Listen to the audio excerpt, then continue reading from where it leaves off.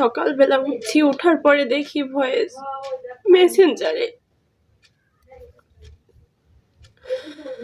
আসসালামু আলাইকুম, কেমন আছেন আপনারা সবাই? আশা করি যে যেখানে আছেন ভালো আছেন, সুস্থ আছেন। আলহামদুলিল্লাহ, আপনাদের দোয়া এবং ভালোবাসায় আল্লাহ তাআলার অশেষ রহমতে আমাদের ফ্যামিলির সবাই ভালো আছে, আমিও সুস্থ আছি।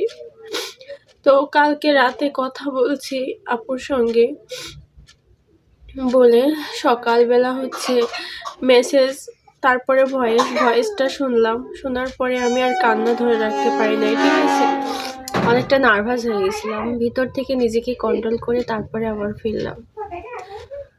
তো মেসেজ দিয়েছিল কালকে রাত 12টায়।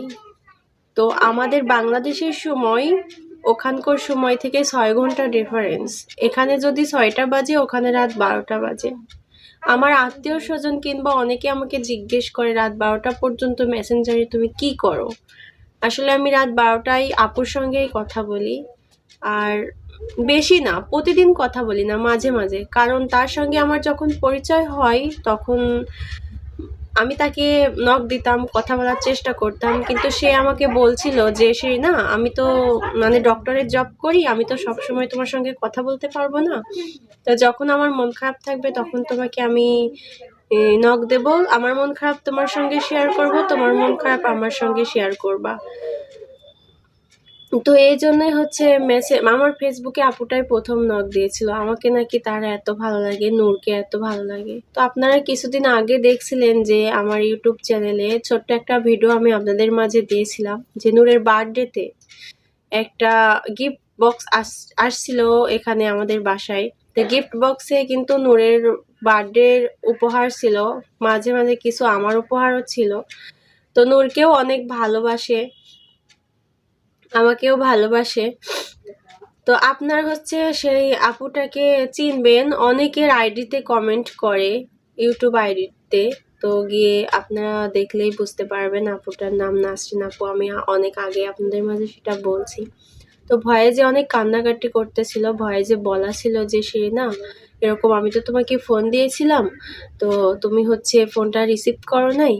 মানুষটা করলা, কিন্তু আমার মনে কিন্তু প্রচন্ড মায়া। সেটা একদিনে কেউ বুঝবে না, আমার সঙ্গে যে থাকবে সে বুঝবে। তো নিজেকে কন্ট্রোল করে আবার ব্যাক করলাম। তো সকালবেলা উঠে দেখি আমার ফোনে মানে মেসেঞ্জারে একটা কল, কিছু মেসেজ আর একটা ভয়েস, 1 মিনিট 17 সেকেন্ডের ভয়েস। তো আমি সোজা যখন ঘুম ভেঙেই আমি ভয়েসটা দেখছি, আমার ওয়াইফাইটা অন করছি, ঘুম ভেঙেই আমি ওই ভয়েসটা শুনছি, ঠিক আছে? ওয়াইফাইটা অন করছি, রাতে যখন ঘুমাই ওয়াইফাই আর ফোন সিম আমি হচ্ছে বন্ধ করে রাখি, আর সকালবেলা উঠে অন করি। অন যখন করছি তখনই আমার ফোনে নাসরিন আপুর মেসেজ আসে, এবং কল দিছিল আমাকে 2বার, সেটা আসলো। তো তারপরে 1 মিনিট 17 সেকেন্ডের একটা ভয়েস আসে। তো ভয়েস আমি যখনই অন করি মানে শোনার জন্য, তখনই কান্নার আওয়াজ পাই। হয়তো আমি ভাবি যে কিছু একটা হয়েছে, পরে পুরো ভয়েসটা শোনার পরে আমি আর কান্না ধরে রাখতে পারি নাই, আমার অনেক খারাপ লাগছিল। তো ভয়েসটাতে বলা হয়েছিল যে সে না, আমি তো তোমাকে রাতে ফোন দিছিলাম, কিন্তু তুমি তো ফোনটা রিসিভ করো নাই, হঠাৎ করে এই খবরটা পাই আমি, তো আমার ভাইয়ের জন্য একটু দোয়া করো। তো তারপরে ভয়েসে আরো বলা ছিল যে আমার ভাইয়ের হচ্ছে এরকম এরকম প্রবলেম, ডক্টরের কাছে যেত না, প্রবলেমটা হচ্ছে হঠাৎ পেট ব্যথা করতো, কিছু খেতে পারতো না, গলা ব্যথা করতো, এরকম ডক্টরের কাছে যেত না, মনে করে গ্যাস্ট্রিকের প্রবলেম। আমরা আছে না অনেকে ভাবি যে কিছু খেতে পারছি না কিংবা পেটে ব্যথা করছে, হয়তো গ্যাস্ট্রিকের প্রবলেম। আমরা করি কি, সাধারণত 1টা 2টা ওষুধ খেয়ে চুপ করে থাকি, গ্যাসের ওষুধ খেয়ে চুপ করে থাকি, ব্যথাটা মরে যায়, আমরা চুপ করে থাকি, ঠিক আছে? আসলে এগুলা করাটা কিন্তু ঠিক না। ছোট ছোট বিষয়ে কিন্তু প্রাণহানি বেশি হয়, ঠিক আছে? তো আপনারা যাই হোক, আপনাদের কাছে একটাই রিকোয়েস্ট, আপনারা ছোট ছোট সমস্যা হইলে সেগুলো ডক্টর দেখাইবেন, বাসায় বসে থাকবেন না। আমিও আগে বসে থাকতাম, এখন বসে থাকি না। তো আপনারা ফার্স্টেই এটা মাথায় রাখবেন যে লাইফটা আপনার, জীবনটা আপনার, অতএব আপনার লাইফের কেয়ারটা আপনাকেই করতে হবে, আর কেউ করে দিবে না। তো ভয়েসে পরে আমি ভয়েসটা শুনে মেসেজ করি, আপু কেমন আছো, কি খবর, কান্না করতেছো কেন? আমারে কিছুই বলে না সে। তারপরে আমাদের বাংলাদেশি টাইম যখন দুপুর 1টা, তখন আমি তারে ফোন দেই। তখন ওখানে টাইম যখন 6টা, তখন ওখানে সকাল 12টা। আর বাংলাদেশি টাইম দুপুর 1টা, ওখানে সকাল 6টা, মানে ঘুম থেকে উঠে। কারণ তার সঙ্গে আমি কথা বলতে বলতে আমার কিন্তু একটা আন্দাজ হয়ে গেছে যে কখন কিংবা মেসেজ কখন দিলে, নক করলে আপুকে পাওয়া যাবে। তো আমি এখানে দুপুর রাইট 1টার দিকে নক করি। করার পরে আপ হচ্ছে তুমি রিসিভ করে না।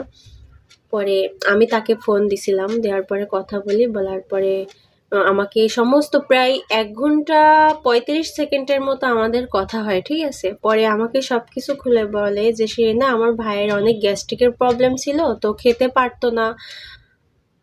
তারপরে পেট ব্যথা করতো, ডক্টরের কাছেও যেত না, অবহেলা করতো। তো হঠাৎ করে তার অনেক পেট ব্যথা হয়েছে, ডক্টরের কাছে নিয়ে গেছি। তো যাওয়ার পরে এই গলার শ্বাসনালী আছে না, এই গলার শ্বাসনালী থেকে শুরু করে পেটের পাকস্থলী যেখানে খাবার গিয়ে পৌঁছায় সেই পর্যন্ত ছোট ছোট টিউমার। সেটা বলে অনেক কান্নাকাটি করে।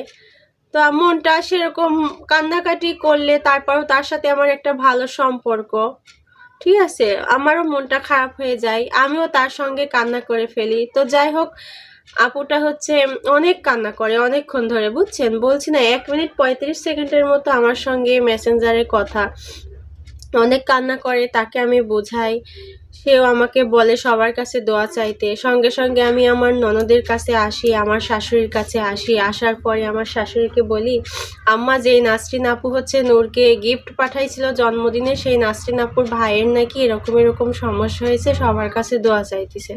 তো তারপরে আম্মা নামাজ পড়ে, আম্মা দোয়া করে।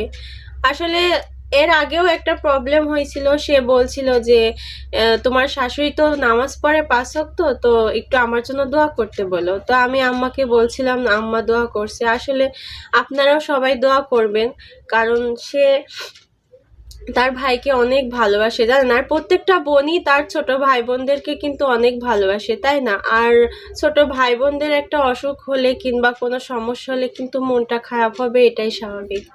তো তারপরে এরকম কথা বলার পরে তার সঙ্গে আমার আর রাতেও কথা হয় নাই, সারাদিনও কথা হয়নি। পরের দিন সকালবেলা হঠাৎ করে একটা ভয়েস আসে।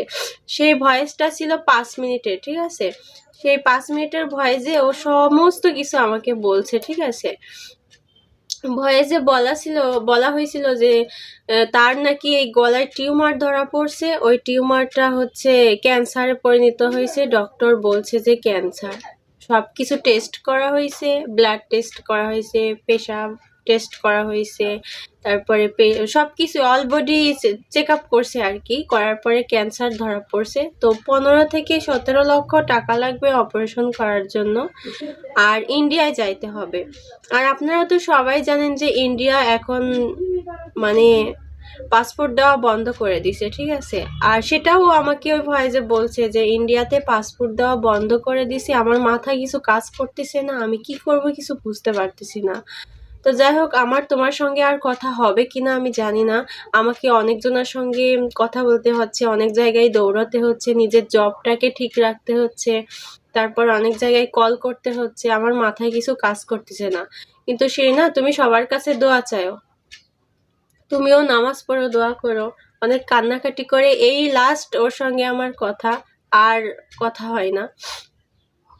তো যাই হোক, আপনারা সবাই দোয়া করবেন আপুটার জন্য। আপুটা সত্যিই আমাকে অনেক ভালোবাসে, আর যতটা নূরকে ভালোবাসে ততটা কিন্তু আমার বোনও, নিজে নূরের আপন খালাও কিন্তু ওকে অতটা ভালোবাসে না। মানুষ কথায় বলো না, আপনের থেকে পর ভালো, আসলে আপনের থেকে পর ভালো। আমি তার সঙ্গে পরিচয় না হলে হয়তোবা বুঝতে পারতাম না। তো যাই হোক, আপনাদের কাছে আমার একটাই রিকোয়েস্ট, আপনারা অবশ্যই আমাকে ভালোবাসেন। অনেক আপু আছে আমাকে ভালোবাসেন, অনেক আপুরা আছে আমাকে ভালোবাসেন না, অনেক খোঁচাই খোঁচাই কমেন্ট করেন। তো যাই হোক, আপনারা সবাই দোয়া করবেন সেই আপুটার ভাইয়ের জন্য, যাতে তার অপারেশনটা সাকসেসফুল হয়। আর ক্যান্সার এমন একটা জিনিস, ক্যান্সার কিন্তু লাইফটাকেই শেষ করে না, তার প্রাণটা নিয়ে ছাড়ে, ঠিক আছে। তো তারপরে অপারেশন করলে ভালো হওয়ার সম্ভাবনা 4% এর মধ্যে 3%ই আছে, এটাও বলছে। তো যাই হোক, যদি আলহামদুলিল্লাহ ভালো হয়ে যায়, হাজার শুকরিয়া আল্লাহর কাছে আমার। তো আপনারাও দোয়া করবেন সে যেন ভালো হয়ে যায়, কারণ সে নিজে মুখে সবার কাছে দোয়া চাইছে। হয়তো তার ছোট একটা ইউটিউব চ্যানেল নেই, হয়তোবা তার কোনো পেজ নেই, হয়তোবা সে দোয়া চাইতে পারতেছে না, আমার মাধ্যমে হয়তোবা সে দোয়া চাচ্ছে। আপনারা সবাই তার জন্য দোয়া করবেন, সে যেন সুস্থ হয়ে যায়, বাবার বুকে যেন সন্তান ফিরে আসে, বোনের বুকে ভাই ফিরে আসে। তো সবাই তার জন্য দোয়া করবেন, এইটুকুই আপনাদের কাছে চাওয়া, আর বেশি কিছু আমি চাই না। আর আজকের ভিডিওটা ভালো লাগলে অবশ্যই কমেন্ট করবেন, আর যারা যারা দোয়া করবেন অবশ্যই কমেন্টের মাধ্যমে জানাবেন, তাদের জন্য আমি দোয়া করব। সরি আপু, আমার মনের অবস্থা, মাথার অবস্থা ঠিক নাই। আমার ভাইয়ের ক্যান্সার সেকেন্ড থার্ড স্টেজে, হয়তো হঠাৎ করে এখন, আর তার অপারেশন লাগবে, তার অনেক কিছু লাগবে, ঢাকা যাবে কালকে, সব বোঝা যাবে। এখন আসলে আমার মাথার অবস্থা ঠিক নাই রে বোন। আমি যে উত্তর দিব আর কিছু করব, আমার কোনো কিছুতে কিচ্ছু করতে পারতেছে। আমি আর সারা গা আমার কাঁপতেছে। আমার ভাইয়ের মানে কি হবে আল্লাহ জানে। আমার ভাই, তোমরা দোয়া করো সবাই আমার ভাইয়ের জন্য। আল্লাহ দুশ্মনরা এটা না দিক। এখন অপারেশন, এত বড় অপারেশন, যেটা হয়তো বাংলাদেশে কোনো ইয়েই নাই, এত মানে তার যে জায়গায় হয়েছে ক্যান্সার, এটা খুবই খুবই ডেঞ্জারাস জায়গা। যদি ব্রেস্ট ক্যান্সার এটা সেটা হয়, এটা কাট, বাট যেখানে তার অপারেশন লাগবে ওইটাই রিস্কি অনেক বেশি। ওকে আপু, আমি দোয়া করি, আমি কথা বলবো পরে, আমার মন মানসিকতা ঠিক হোক আগে। তো ভয়েসটা যতবার শুনছি ততবার নিজের কাছে অনেক খারাপ লাগছে, ঠিক আছে। আর এটা আমি আপনাদের মাঝে এজন্যই শেয়ার করলাম যে আপনারা অনেকে বলেন যে ইউটিউবে ভিউজ বাড়ানোর জন্য কিংবা সাবস্ক্রাইব বাড়ানোর জন্য কোনো টপিক খুঁজে না পাওয়ার কারণে আমরা মিথ্যা ভিডিও বানাই। তো সেই জন্যই আমি আপনাদের মাঝে এটা শেয়ার করতে বাধ্য হলাম। তো সবাই সেই ভাইয়াটার জন্য দোয়া করবেন, মন থেকে দোয়া করবেন। আর সবসময় আমিও দোয়া করবো আর চাইবো যে ভাইয়াটা সুস্থ হয়ে যাক। আসলে পৃথিবীর বুকে আমরা অতিথি মাত্র। আজকে নিঃশ্বাস নিতে পারছি, বেঁচে আছি, কালকে হয়তো হায়াত শেষ হয়ে যাবে, হয়তো নিঃশ্বাস নিতে পারবো না, কালকে হয়তো আমারও মৃত্যু হতে পারে কিংবা আপনারও মৃত্যু হতে পারে। তো যাই হোক, সবসময় এটুকুই মনের কাছে নিজের কাছে কনফিডেন্স রাখবো যে আমি যে যতদিন বাঁচবো ততদিন ভালোভাবে চলাফেরা যাতে করতে পারি, মানুষের মনে যাতে কষ্ট দিতে না পারি, আমার দ্বারা কেউ কোনো কষ্ট পাক সেটা আমি সবসময় মনে রাখবো।